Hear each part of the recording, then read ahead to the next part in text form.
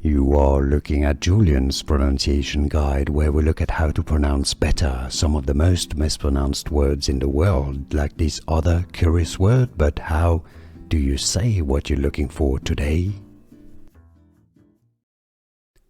The name of a German supermarket chain.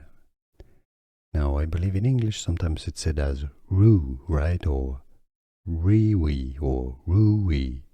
I mean, I guess there's a confusion. So, in German it's pronounced as REWE, REWE, yeah?